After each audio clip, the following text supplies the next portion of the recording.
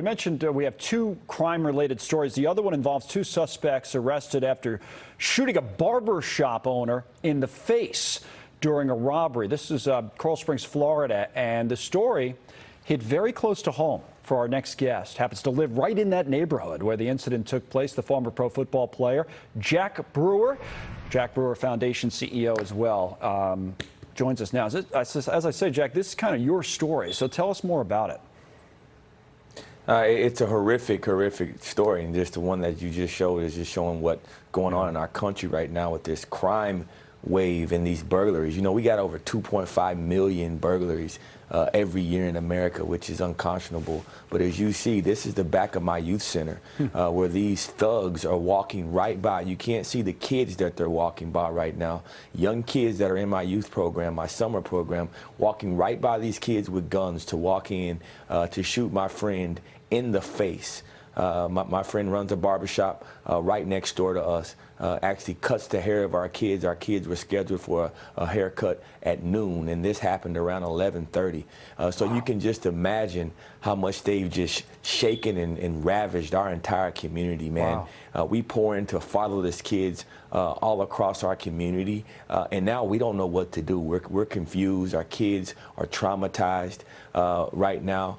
Stores are closing down around us because they're scared and afraid for their lives.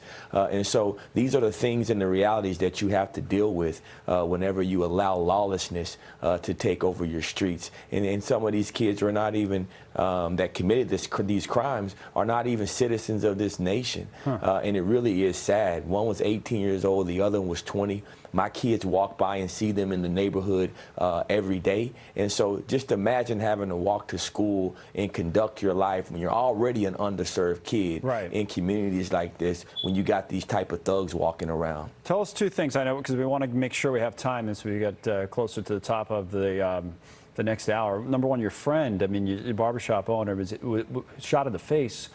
Was he killed? I mean, how is he? And then number two, what have you noticed in this neighborhood? You mentioned all the work you're doing there, about the changes you're seeing in recent maybe months or the last couple of years. Well, we're praying for my brother Alan. He's actually right now in his third surgery, trying to get these bullet particles out of his jaw and neck area.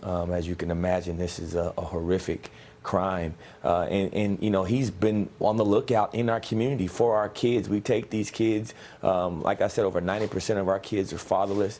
Most of them have struggled with reading and math proficiency. We've been working as hard as we possibly can for over a year, trying to get them back on track, and they're just low social economic status, and the environment around is one that we've been trying to help recover. But whenever you have these type of incidences, and just last week we had another shooting in the town, and so you know, when you start to have all of these robberies and spikes in crime and home break-ins and burglaries, it's too much. It is too much. Well, we know you do great work, and even with all these challenges, thank you for sharing this story, as painful as it is. Jack Brewer. Thank you, Jack.